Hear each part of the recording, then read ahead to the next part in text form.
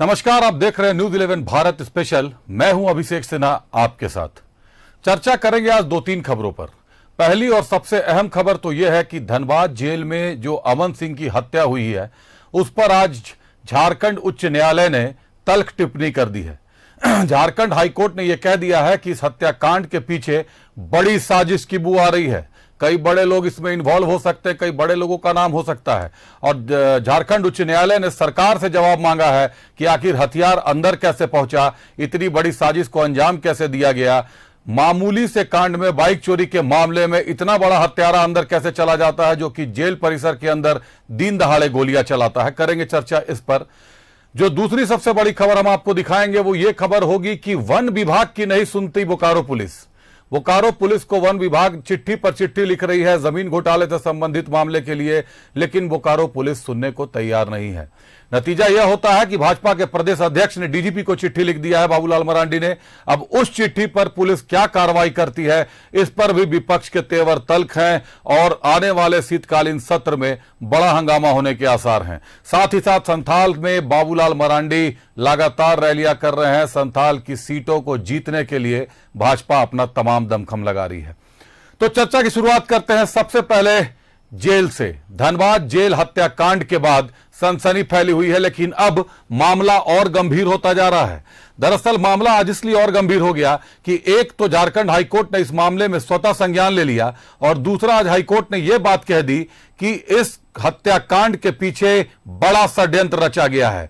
निश्चित तौर पर बड़े षड्यंत्र की बू आ रही है, क्योंकि एक अपराधी जिसको 26 नवंबर को संदिग्धावस्था में गिरफ्तार किया जाता है, उसे भेज दिया जाता है धनबाद जेल और महज 5 से 7 दिन 8 दिन के भीतर भीतर इतने बड़े कांड को अंजाम दिया जाता है।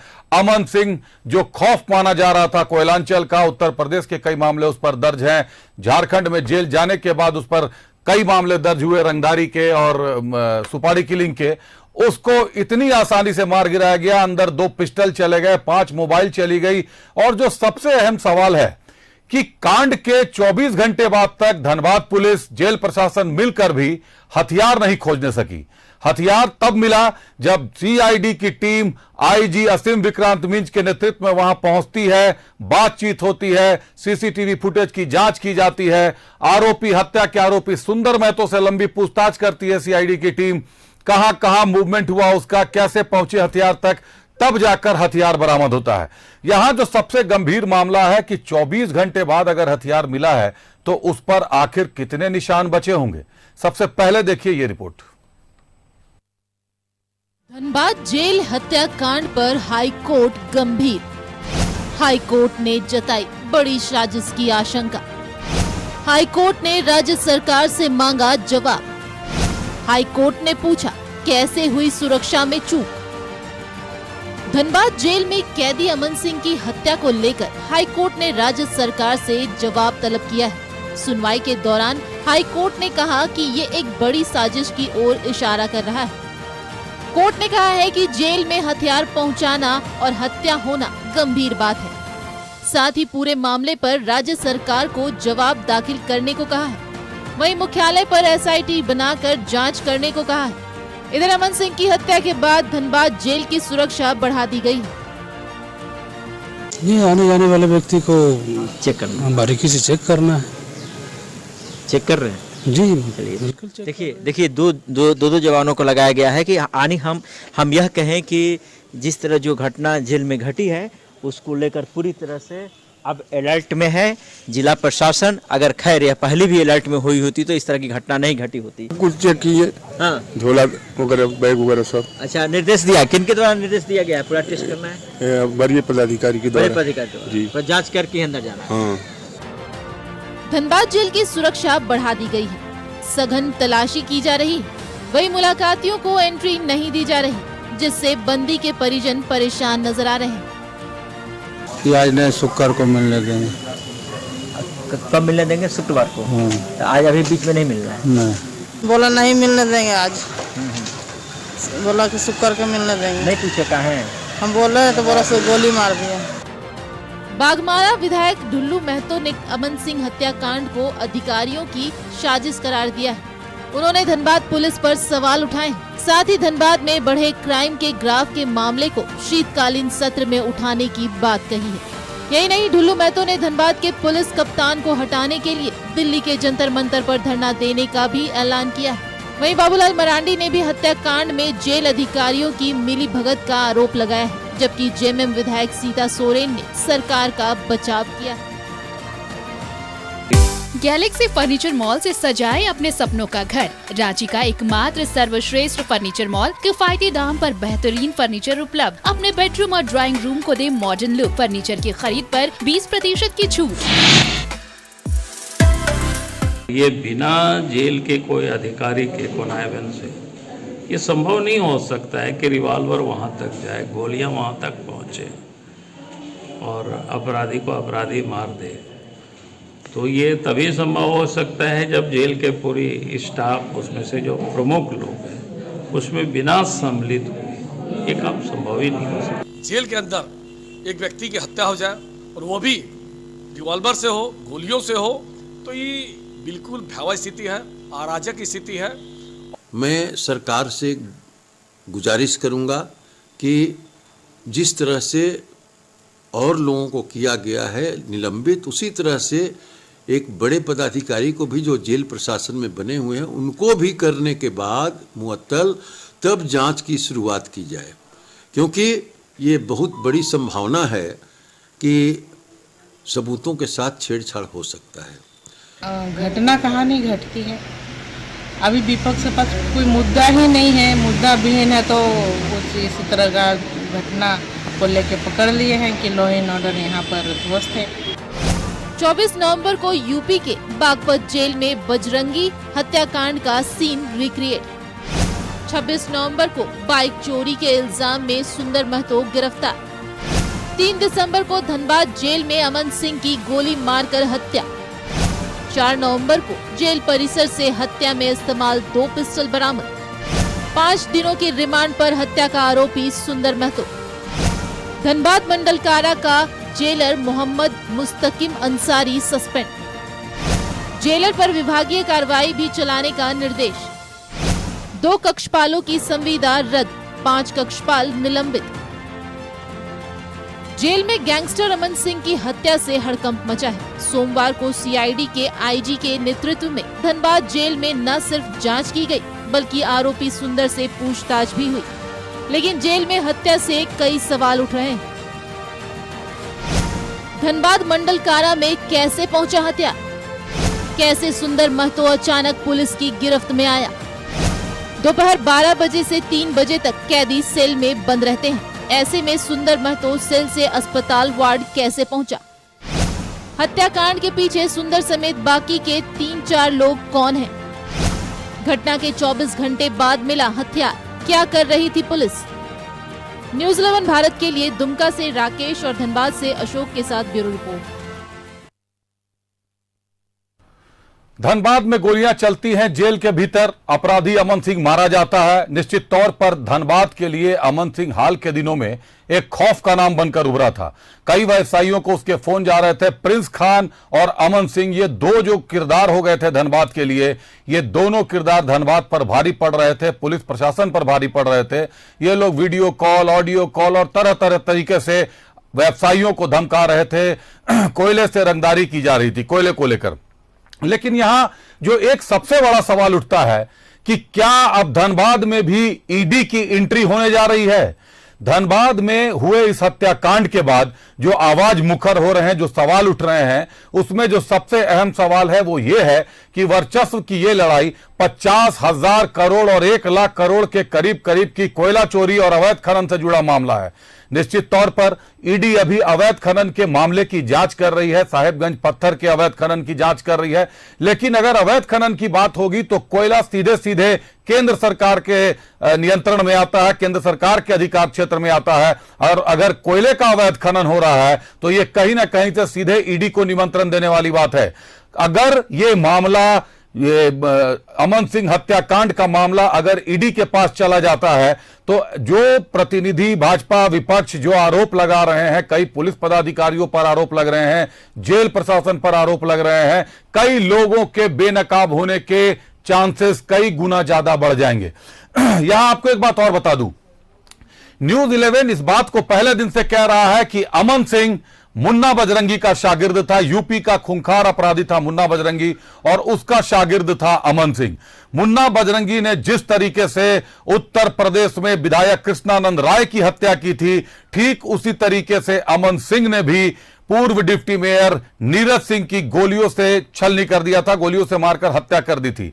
तरीका और स्टाइल बिल्कुल वही था। AK-47 से गोलियां चलती है, बेतहाशा गोलियां चलती हैं और कई लोग मारे जाते हैं, जो कि कृष्णानंद राय के साथ हुआ। इस पूरे मामले में, नीरज सिंह हत्याकांड की मामले में जुटी पुलिस ने जब मामले का खुलासा किया था तो यह पता चला था कि 1 करोड़ की सुपारी उठाई थी मुन्ना बजरंगी ने और उसमें से 50 लाख रुपए अमन सिंह को दिए गए थे। अमन सिंह उसके बाद धनबाद आता है, पंकज और सतीश नाम के 2 अपराधियों के साथ संपर्क करने के बाद पैसों की डिलीवरी होती है और उसके बाद होता है नीरज सिंह पर फायरिंग। लेकिन उसके तुरंत बाद 22 मार्च 2017 को नीरज सिंह की हत्या होती है और 9 जुलाई 2018 को बागपत जेल में मुन्ना बजरंगी को उसी तरह बेतहाशा गोलियां मारी जाती हैं। करीब 8 से 9 गोलियां मारी जाती हैं मुन्ना बजरंगी को और गोलियां इतनी नजदीक से मारी जाती हैं कि उसकी बॉडी में सिर्फ 1 गोली बरामद होती है, वो भी बहुत पहले से कहीं फंसी हुई थी। सेम स्टाइल यहां भी किलर ने अपनाया। सुंदर महतो, जिस पर अभी जो है अपराध के आरोप लग रहे हैं, जो तथाकथित हत्यारा है अभी अमन सिंह का, सुंदर महतो के द्वारा अगर गोली चलाई जाती है तो बेतहाशा 8-9 राउंड गोली चलाई गई और यहां भी अमन की बॉडी से 1 ही गोली मिली, वो भी पुरानी गोली बताई जा रही है, फंसी हुई गोली बताई जा रही है। बाकी खोखे बरामद हुए, लेकिन हथियार पुलिस को बरामद हुआ 24 घंटे के बाद, जब रांची से CID की टीम IG के नेतृत्व में वहां पहुंचती है, अमन से पूछताछ करती है। जब अमन से आशीष रंजन उर्फ रिंकू सिंह के बारे में पूछताछ की जा रही है, जिसका ऑडियो वायरल हुआ है, उस मामले को लेकर अमन कहीं ना कहीं थोड़ा सा हिचकता दिखाई दिया रांची CID की टीम को।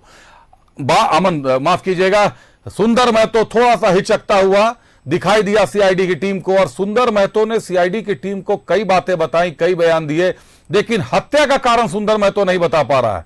यहां आपको एक बात और बता दूं कि सुंदर महतो की पहचान रंजीत ने की है, जो उस वक्त ना रात्रि पर ही था, रात्रि की ड्यूटी पर था। वो सुबह 12 से 3 जब सेल बंद रहता है, उस वक्त सुंदर महतो वार्ड 4 से निकलकर अस्पताल के वार्ड तक कैसे पहुंचा, इसका जवाब कोई पदाधिकारी नहीं दे पा रहे हैं या तो देना नहीं चाह रहे हैं। दूसरी जो सबसे बड़ी बात होती है कि CCTV फुटेज देखकर सुंदर महतो की पहचान की गई, लेकिन बाकी जो 3-4 लोग सुंदर महतो के साथ थे, शायद अभी तक इसकी आधिकारिक पुष्टि नहीं है, उनकी पहचान नहीं की जा सकी है। तो आखिर ये 4-5 लोगों का गैंग एंटर करता है। सुंदर महतो 26 नवंबर की डेट को एंटर करता है और बाइक चोरी के मामूली मामले में जेल जाता है, मामूली से मामले में, और वो इतने बड़े शूटआउट को अंजाम देता है जेल के भीतर। सुंदर महतो से पूछताछ करने वाले पदाधिकारियों का दबे जुबान में यह कहना है, उनका दावा है कि संभव है यह सुंदर महतो के द्वारा की गई पहली किलिंग हो, यह पहला हत्याकांड हो। पहला हत्याकांड, वो भी हिस्ट्री शीटर अपराधी का हत्याकांड। और अमन सिंह को गोली मारना, अमन सिंह शरीर से भी बहुत बलिष्ठ था, मजबूत था, उसके हिसाब से सुंदर महतो उस लायक नहीं दिखता कि उसको उतनी नजदीक से सटकर गोली मार सके। निश्चित तौर पर हत्या के पीछे बड़े साजिश की बू आ रही है, क्योंकि हथियार 2-2 पिस्टल बरामद हो चुके हैं, गोलियां बरामद हो चुकी हैं, 5-5 मोबाइल बरामद हुए हैं, जिसमें 5 मोबाइल भी है। यहां यह ध्यान देने वाली बात है कि हाईकोर्ट ने इसी चीज को पकड़ा है कि ये जो सारी चीजें जो तार जुड़ रहे हैं एक दूसरे से, वो कहीं किसी बड़ी साजिश की तरफ इशारा कर रहे हैं। अगर ये सुपारी किलिंग है तो हेवी मनी ट्रांजैक्शन किया गया है, करोड़ों रुपए की सुपारी किलिंग ये की गई है, करोड़ों रुपए दिए गए हैं और कई लोगों के संलिप्त होने के प्रमाण मिल सकते हैं। लेकिन जो सबसे अहम बात है कि धनबाद में जो 50,000 करोड़ से लेकर 1 लाख करोड़ के कोयले का अवैध खनन चल रहा है, जिसकी बार बार जांच की मांग की जा रही है, कहीं अमन सिंह के हत्याकांड के बाद ईडी की सीधी एंट्री धनबाद के अवैध खनन में ना हो जाए, निकट भविष्य में यह देखने को मिल सकता है। हम सबसे पहले रुक करते हैं अपने सहयोगी अशोक का। अशोक से जानते हैं अभी धनबाद के क्या हालचाल है। अशोक, धनबाद में इतना बड़ा गोलीकांड हो जाता है, जेल कांड होता है, जेल के भीतर हत्या कर दी जाती है। आज हाईकोर्ट ने इसको गंभीरता से लेते हुए तल्ख टिप्पणी कर दी है कि इसके पीछे बहुत बड़ी साजिश नजर आती है। बहुत बड़ी कहने का मतलब है कि कई सफेदपोश इस मामले में गुनहगार के रूप में सामने आ सकते हैं। अशोक। बिल्कुल अभिषेक, देखिए मैं अभी जेल गेट के ही सामने हूं और न्यूज़ 11 भारत सुबह से ही लगातार पल पल की खबरें दिखा रहे हैं कि क्या अपडेट है। तो अभी हम बात करें कि पहले अपडेट मैं कर देता हूं व्यूअर्स को कि अभी जेल के अंदर डीसी हैं, डीडीसी हैं, एसएसपी हैं, तमाम आला अधिकारी हों जेल के अंदर में हैं और कैदियों से पूछताछ चल रही है। देखिए इस बात को लेकर पूछताछ चल रही है कि आखिर जिस दिन घटना घटती है उस दिन पिस्टल नहीं बरामद होता है बल्कि 24 घंटे बाद झाड़ी से बरामद होती है। तो कहीं ना कहीं एक संदेह बना हुआ है कि आखिर उतने देर तक पिस्टल कहां गायब थी और झाड़ी में किसने और कब फेंक दिया। तो इस पहलू पर जांच की जा रही है और हाई कोर्ट ने जिस तरह यह कहा है कि एक राजनीतिक षड्यंत्र के तहत घटना का अंजाम दिया गया है और उस पे जो है 12 दिसंबर तक रिपोर्ट मांगी गई है आईजी से और आईजी ने वीडियो कॉन्फ्रेंसिंग के माध्यम से आज प्रस्तुत भी हुए और अपनी बातों को उन्होंने रखा। तो कहीं ना कहीं हाई कोर्ट को भी इस मामला को लग रहा है कि सही तरीके से जवाब जो है सरकार के पक्ष द्वारा नहीं दिया जा रहा है और यही कारण है कि एसआईटी टीम गठित करने की बात कही गई है। तो हम यह कहें कि जिस तरह जेल में खलबली मची हुई है, आज सुबह से ही लगातार अंदर में छापेमारी चल रही है। करीब एटीएस और जैप जवान के 200 फोर्सों को अंदर में लगाया गया है और कंटिन्यू जो छापेमारी चल रही है, जो जेल सूत्रों से जो हमारी जानकारी मिली है, रात में भी छापेमारी चल रही है, दिन में भी छापेमारी चल रही है। कहीं ना कहीं कुछ उपलब्ध हो जाए, लोग बता दे, लेकिन सवाल यह खड़ा होता है कि सुंदर महतो कैसे बताएगा कि हमने सुपारी लिया था। कहीं ना कहीं सुंदर महतो को यह भी पता है, जो बिक्की यादव उसका नाम है, जो न्यूज़ 11 भारत ने कल ही बता दिया था कि जो सूत्रों के अनुसार जो जानकारी मिली है वो उत्तर प्रदेश का रहने वाला है और खुलासा भी हो गया कि प्रतापगढ़ का रहने वाला है। कहीं ना कहीं जिस तरह सुंदर महतो एक बड़ा शूटर कहा जा सकता है, क्योंकि अभी तक बात नहीं कबूला है कि आखिर हथियार जो है किनके थ्रू मेरे पास पहुंचा है। यह जरूर कहा जाता है कि कतरास और एक अन्य जगह के जो 2 लोग अपराधी हैं और एक हत्या के मामले में बंद हैं, उन लोगों को कहीं ना कहीं संलिप्तता जताई गई है। तो आखिर जताई गई है, उसमें जांच तो चल रही है, लेकिन हथियार किसने कब पहुंचाया इस मामले का अभी तक खुलासा नहीं हुआ है। और आईजी खुद अपने टीम के साथ यहां कैंप किए हुए सर्किट हाउस में, एक एक पल का वो रिपोर्ट ले रहे हैं कि अभी तक क्या जानकारी मिली। कहीं ना कहीं जो है अभी तक के आईजी को पूरी तरह से जानकारी नहीं मिली, क्योंकि 12 दिसंबर तक उन्हें रिपोर्ट सौंपनी है। तो ये गंभीर मामला है अभिषेक, इस इलाके के लिए और इस जेल के लिए और इस राज्य के लिए। आज कैदी जो है अशोक, निश्चित तौर पर गंभीर मामला है ये निश्चित तौर पर गंभीर मामला है। लेकिन यहां एक बात आपसे जानना चाहूंगा कि एक जो पहली बात, बड़ी बात, जो बड़ा सवाल खड़ा हो जाता है कि क्या झाड़ियों में हथियार फेंक दिया जाए और 24 घंटे तक जेल प्रशासन, जिला प्रशासन की पूरी टीम, डीसी, एसएसपी, एसपी सब अंदर मौजूद हैं, स्कैनर है उनके पास और उसके बावजूद हथियार ट्रेस नहीं कर पाते। जब सुंदर महतो बताता है तब उनको हथियार मिलता है। ये पहला सवाल कि आखिर ये पेचीदगी कहां से आई। दूसरा सवाल यह है अशोक कि सीसीटीवी फुटेज के आधार पर जब जांच की गई तो सुंदर महतो को ही सिर्फ पहचाना रंजीत ने, बाकी उसके साथ अज्ञात पर प्राथमिकी दर्ज कराई गई है थाने में। इन अज्ञात लोगों को अब तक आइडेंटिफाई नहीं किया जा चुका है। 48 घंटे भी गुजर चुके हैं। आखिर जेल के भीतर इतनी अव्यवस्था कैसे है अशोक? देखिए अभी सस्पेंस बिल्कुल बना हुआ है, क्योंकि 172 कैमरे अंदर में लगाए गए हैं। आखिर 172 कैमरे में सुंदर महतो की तस्वीर क्यों आती है और अज्ञात लोगों का नहीं आती है। तो यह सवाल खड़ा होता है कि अज्ञात लोगों की प्राथमिकी जिस तरह थाने में दर्ज की गई है, अभी तक उनकी शिनाख्त क्यों नहीं होती है और सुंदर महतो की शिनाख्त हो जाती है। तो ऐसे भी जो जानकारी मिली है उसको रिमांड पर ले लिया गया है। रिमांड पर लेके एक थाने में पूछताछ चल रही है। अभी तक सूत्रों से अनुसार जो जानकारी मिली है, राजगंज थाने में उसको रखा गया है, वहां पे जो उसके साथ पूछताछ चल रही है। अब यह देखना है कि कितने बातों को कबूलता है, क्योंकि देखिए एक नेटवर्क बड़ा काम करता है। यह कहा जा रहा है कि जो रिंकू सिंह था, इलाहाबाद का रहने वाला था और 2010 में जब अमन सिंह ने उससे दोस्ती का हाथ बढ़ाया, तो हाथ बढ़ाने के बाद अपराध की जगत में जब कदम रखा तो कहीं ना कहीं एक अपराध जगत का एक बड़ा सा बादशाह बनना चाह रहा था। इसी बादशाह के चक्कर में जो 2017 में जो है नीरज सिंह हत्याकांड में उसका नाम आता जाता है और उनकी हत्या करती है और जेल में आ जाता है। जेल में भी जो एक शहंशाह अपनी सरकार यहाँ पर स्थापित करता है। और ये भी बताया जा रहा है कि जो रिंकू सिंह भी इसी जेल में बंद था, 6 महीना पहले जेल से छूटा है। और इसके साथ साथ जो आशीष रंजन का ऑडियो वायरल हो रहा है, आशीष रंजन यानी तीनों लोग दोस्त एक बन गए थे और यहाँ तक कि एक साथ खाते पीते थे।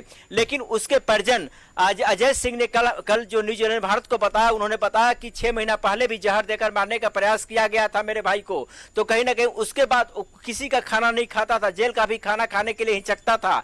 तो यह कहीं ना कहीं उसको शक पूरी तरह से हो गया था। और एक याचिका भी दायर किया गया था जिला सत्र न्यायाधीश के यहाँ की मेरे जान को खतरा है, कभी भी खतरा हो सकता है। जिला सत्र न्यायाधीश मजिस्ट्रेट एक वहां से भी कहा गया था कि जेल ठीक ठाक है कि नहीं, जिला प्रशासन द्वारा यह कहा गया था कि नहीं जेल ठीक ठाक है, कोई दिक्कत नहीं है। तो कहीं ना कहीं अशोक एक अहम सवाल ये है कि करीब 5 महीने पहले अमन सिंह ये कहता है कि उसकी हत्या की जा सकती है, 5 महीने के अंदर अंदर उसकी हत्या कर दी जाती है। आप धनबाद को बहुत नजदीक से जानते हैं, बहुत गंभीरता से आप मामलों को कवर करते रहे हैं, अपराध को देख रहे हैं। धनबाद की अपराध बढ़ा हुआ है हर तरफ। एक तरफ सीनियर एसपी प्रेस कॉन्फ्रेंस कर रहे हैं कि प्रिंस खान के अपराधी, गैंग के अपराधी पकड़े गए, और दूसरी तरफ जेल में शूट आउट हो जाता है। सीधी सीधी पुलिस को चुनौती है, जेल प्रशासन को चुनौती है। यहां जो सबसे बड़ा सवाल उठता है अशोक कि अमन सिंह के मरने से सबसे बड़ा फायदा किसको है? देखिए, अब यहाँ पे जो है 2 बादशाह हो गए, एक रिंकू सिंह हो गए, एक हो गए आशीष रंजन। क्योंकि आशीष रंजन ने साफ कहा है कि कोयले के कारोबारी को लेकर डिस्टर्ब करता था, इसलिए हमने ही घटना का अंजाम करवाया है, दिया है। तो अब सवाल यह खड़ा होता है विषय कि आखिर जिस तरह ये पटकथा लिखी गई, जबकि वार्ड नंबर जो है उसमें 3 में रहता था और 3 में ही शिफ्ट किया गया सुंदर महतो को उर्फ विक्की यादव को। कहीं ना कहीं जेल प्रशासन के आला अधिकारी मिले हुए थे, यही कारण था कि 3 में शिफ्ट किया जाता है और जब उसकी तबीयत खराब होती है तो उसे अस्पताल वार्ड में रखा जाता है। जेल में ही अस्पताल वार्ड एक छोटा सा बना, उसमें रखा जाता है। अब जब सुंदर महतो हत्या करने के लिए जाता है तो जो सूत्रों से जानकारी मिली है, सीसीटीवी कैमरे का जो फुटेज बता रहा है कि वार्ड नंबर 4 पार करते हुए उसमें जाकर जब हत्या का अंजाम देने का प्रयास करता है तो उस समय वो कंबल ओढ़ा हुआ था और मोबाइल से किसी से बात कर रहा था और ईपी लगा के बात कर रहा था। जब पोस्टमार्टम रिपोर्ट में आया हुआ था कि उस समय जो है वो ईपी लगाया हुआ था मोबाइल में, उसी समय उसकी हत्या कर दी जाती है। तो कहीं ना कहीं जो आशीष रंजन हो या रिंकू सिंह, ये बेताज बादशाह बनना चाह रहे थे, अपराध जगत की दुनिया के बादशाह बनना चाह रहे थे। वो तो ठीक है अशोक, लेकिन जेलर मुस्तकीम अंसारी को सस्पेंड कर दिया गया और जो नए सुपरिटेंडेंट है मेंशन बरवा, वो उस वक्त लातेहार से अपना सामान लाने के लिए निकले हुए थे। पुराने सुपरिटेंडेंट अजय कुमार ने चार्ज छोड़ दिया था। ऐसे में अगर अमन सिंह ईपी लगाए हुए था, मोबाइल इस्तेमाल कर रहा था, जेल में जैमर लगे हुए हैं, करोड़ों रुपए सरकार के फूंक कर जैमर लगाए गए हैं, फिर भी अपराधी जेल से रंगदारी करते हैं, क्राइम करवाते हैं, सुपारी किलिंग करवाते हैं, और जेलर को और बाकी सिपाहियों को, जबकि सीसीटीवी कैमरे लगे हुए हैं, तो सीसीटीवी कैमरे से अगर सुंदर महतो की पहचान होती है तो क्या उस सीसीटीवी कैमरे से इन अपराधियों के द्वारा मोबाइल इस्तेमाल किए जाने की पहचान नहीं हो पाती है? बिल्कुल पहचान हो सकती है। और मैंने बताया कि 172 कैमरे लगाए गए हैं। इसमें देखिए सवाल अभी से ये खड़ा हो सकता है कि जब आप पार करेंगे तो 4 से 5 चार गेट है, 4 गेट एंट्री करके जो है आपको अंदर जाना होगा, तो या और स्कैनर के साथ जाना होगा। मोबाइल वही शख्स पहुंचा सकता है कि जो अधिकारी हो, अधिकारी रैंक का, उसमें कोई जांच नहीं होता है, क्योंकि जेल सुपरिटेंडेंट हो या जेलर हो, उनका किसी प्रकार कोई जांच नहीं होता है। सवाल खड़ा ये हो रहा है कि कोई न कोई वरीय अधिकारी हो, उन्हीं के इशारे पर मोबाइल अंदर पहुंचाया गया है जिसका स्कैनर नहीं हुआ है। दूसरी बात, जो अगर पिस्टल पहुंचाने की बात की जा रही है तो कोई प्रूफ नहीं है कि उसी पिस्टल से हत्या की गई है, क्योंकि फोरेंसिक टीम उसको जांच करेगी कि ताकि वो पिस्टल इस्तेमाल किया गया है या बाहर से पिस्टल लाके, जिस तरह मीडिया इस मुद्दे बिल्कुल इस मुद्दे पर आपसे बात करेंगे, इस मुद्दे पर आपसे बात करेंगे अशोक। 24 घंटे लग गए धनबाद पुलिस को, और वो भी रांची सीआईडी की टीम जब पहुंचती, आईजी असीम विक्रांत मींज पहुंचते हैं, तब हथियार रिकवरी होती है और इसको बताया जाता है कि जांच की दिशा उस तरफ जा रही थी। जो मुझे सूचना है कि सीसीटीवी फुटेज से इन लोगों ने रीड आउट किया कि सुंदर यादव हत्या करने के बाद कहां कहां दिखा, और उस आधार पर जांच की गई, तब जाकर पिस्टल मिला। यह गंभीर मामला है कि जो हथियार मिले हैं उससे कांड भी हुआ है कि नहीं, अभी आपने सुना कि हथियार बरामद तो हुआ, लेकिन हथियार की बरामदगी करीब 24 घंटे के बाद हुई है, क्या इतने शातिर अपराधी और इतना शातिर संगठन, इतना शातिर ग्रुप जो दो दो पिस्टल अंदर करवाता है, इतने बड़े खूंखार अपराधी की हत्या करवाता है, वो 24 घंटे गुजरने तक अपना हथियार वहीं पर छोड़ दिया और जेल प्रशासन उसे ढूंढ भी ना पाई, जिला पुलिस उसे ढूंढ भी ना पाई। आखिर ऐसा कैसे हो सकता है? ये सवाल कई बार खड़ा हो रहा है, हर जगह से ये सवाल खड़े होकर हमारे पास आ रहे हैं। कहीं ना कहीं भीतरी कर्मियों की मिलीभगत है। मुस्तकीम अंसारी जेलर को सस्पेंड कर दिया, कक्षपालों पर गाज गिर गई, निविदा रद्द की गई, लेकिन अभी तक भीतर का कोई व्यक्ति जांच के दायरे में नहीं आया है। जो जेल कर्मी अंदर मौजूद थे या जो बाहर जिला प्रशासन की जो सुरक्षा व्यवस्था है, वहां से हथियार कैसे पास हुआ? जेल के अंदर कई दरवाजे हैं, पीछे का दरवाजा है, दूध आता है, राशन आता है, खाने की डिलीवरी होती है, हथियार जेल के भीतर आया कैसे? ये अब भी एक पहेली बनी हुई है। रुक करते एक बार अशोक का, अशोक की बात अधूरी रह गई थी। अशोक, निश्चित तौर पर आपने जो बातें कही वो बिल्कुल सही है कि 24 घंटे के बाद हथियार मिला है। अभी यह कहना बहुत मुश्किल है कि उस हथियार से कांड भी हुआ है कि नहीं हुआ है, क्योंकि मुन्ना बजरंगी कांड के बाद जब हथियार मिला था तो वो सॉकपिट से मिला था, पानी के भीतर मिला था और उस पर उंगलियों के निशान मिल ही नहीं पाए। सीबीआई अभी जांच कर रही है, विगत 3 साल से उसकी जांच अभी भी अधूरी अधर में लटकी है। आपको यह एक बात बता दूं कि मुन्ना बजरंगी हत्याकांड में सीबीआई ने जब जांच को लिया अपने पास और जेलर से दोबारा पूछताछ की तो जेलर ने कई बयान बदले अपने, और उसके बाद स्थिति यह हो गई है कि बागपत के तत्कालीन एसपी और झांसी के तत्कालीन एसपी दोनों आईपीएस अधिकारी जांच की रडार पर आ गए हैं। क्या धनबाद भी इसी तरफ बढ़ रहा है अशोक? बागपत में मुन्ना बजरंगी की हत्या हुई थी, वहां भी 9 गोलियां मारी गई थी और सेम इसी तरह मारी गई थी, जेल के अंदर घुस के मारी गई थी। वहां एसपी और डीएम को वहां जो है सस्पेंड कर दिया गया था, अभी भी जांच जारी है। उसी तरह सेम यहां भी मामला है, उसी का शिष्य था अमन। जिस तरह हत्या यहाँ पर होती है जेल के अंदर, उसे भी 9 गोलियां मारी जाती है। तो हम यह कहें कि जिस तरह गुरु का हश्र हुआ उसी तरह शिष्य का भी यहाँ पर हश्र होता है। और देखिए, मैं आपको बता दूं कि 2021 में भी यहाँ से 2 कैदी भागे थे, जिसमें एक कैदी को तो पुलिस ने गिरफ्तार तो कर लिया है, लेकिन आज भी एक कैदी फरार है, आज तक पुलिस के कब्जे में नहीं आया और पुलिस हाथ हवा में जो है तीर चलाती रही। तो वही सेम मामला यहाँ भी है। जिस तरह सुंदर महतो पर हत्या का आरोप लगा दिया गया और उसकी पहचान तो कर ली गई, लेकिन अज्ञात अपराधियों की अभी तक पहचान नहीं की गई। और जबकि अंदर में मेटल डोर लगाया गया, मेटल डिटेक्टर डोर बोला जाता, वो लगाया गया है। जब आप अंदर आप जाएंगे तो एक इंडिकेट करेगा कि आपने अगर रिंग भी पहना है तो बताएगा कि अलार्म वहां बजेगा कि आपने रिंग पहना है। यानी किसी प्रकार का आपको अंदर में रिंग पहन के नहीं जाना है। यहां तक कि जो कहा जाता है कि सूत्र मतलब रस्सी का जो भी होता है, हम उसको बोलते हैं रक्षा भी पहन के ना जाना, एक रस्सी भी लेकर नहीं जाना है। कहीं ना कहीं देखिए अपने आप तमाम सुरक्षा के मानकों को धत्ता बताया गया। जिस सुरक्षा व्यवस्था पर जेल प्रशासन और जिला प्रशासन राज्य सरकार के करोड़ों रुपए फूंक डालती है, जनता के टैक्स के पैसे हैं, और जैमर लगाया जाता है, मेटल डिटेक्टर लगाया जाता है, और यह कैसी सुरक्षा है? अब तो अदालतें भी सुरक्षा को ध्यान में रखकर जेल से ही वीडियो कॉन्फ्रेंसिंग कराती है, लेकिन जेल के भीतर हत्याएं हो रही हैं। रांची जेल में कुख्यात अपराधी अनिल शर्मा ने भोमा सिंह का गला काटकर हत्या कर दी थी, भोमा सिंह की, जिस मामले में अनिल शर्मा को आजीवन कारावास की सजा हुई है। घाघीडीह जेल में विक्रम गिरी की गोली मारकर हत्या कर दी गई थी, मनोज सिंह को पीट कर मार डाला था कैदियों के गुट ने। और अब धनबाद में भी मामला आ गया है, धनबाद में भी खूंखार अपराधी को मारा गया है। सियासत भी रंग ला रही है, सियासत भी मामले पर गर्म हो रही है। बाबूलाल मरांडी की बात करें या विपक्ष के तमाम नेताओं की बात करें, सभी कहीं ना कहीं आरोप लगा रहे हैं कि वरीय पदाधिकारियों से लेकर जेल प्रशासन तक की मिलीभगत है। लेकिन यहां एक जो आपसे अहम और आखिरी सवाल है अशोक, कि सीनियर एसपी और डीसी अवैध खनन की बात करते हैं कि अवैध खनन धनबाद में हो रहा है, टास्क फोर्स गठित किया गया है, टास्क फोर्स को ड्यूटी दी जाती है कि अवैध खनन को रोका जाए। दूसरी तरफ विधायक ढुल्लू महतो, विधायक राज सिन्हा, तमाम विपक्ष के लोग आरोप लगा रहे हैं कि यहां 50,000 करोड़ से लेकर 1 लाख करोड़ तक का अवैध खनन किया गया है, कोयले का व्यवसाय किया जा रहा है। कोयला सीधे केंद्र सरकार के अधिकार क्षेत्र में आता है, केंद्र सरकार के नियंत्रण में आता है। ऐसे में ईडी भी अभी झारखंड में अवैध खनन की जांच कर रही है। क्या संभावना दिख रही है? क्या ईडी की बहुत जल्द दस्तक धनबाद में भी होने जा रही है कोयला खनन में?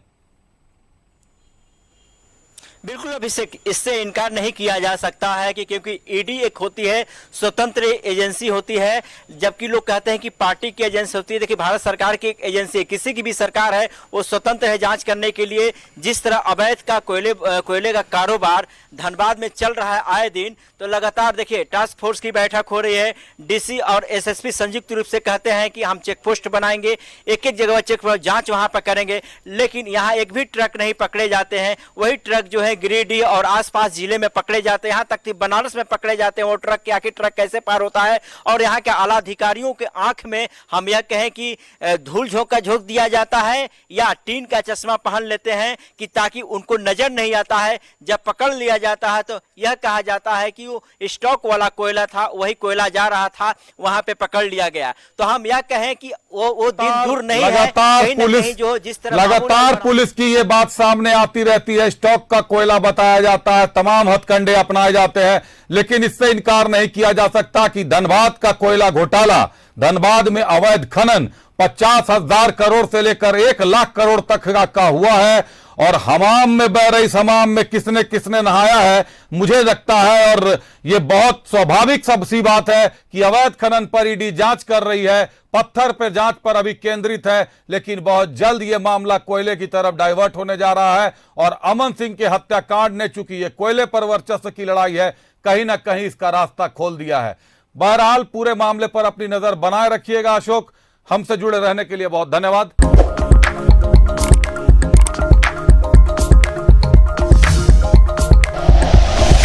Like and share videos, subscribe करें हमारा चैनल और प्रेस करें बेल आइकॉन। न्यूज़ 11 भारत, सच है तो दिखेगा।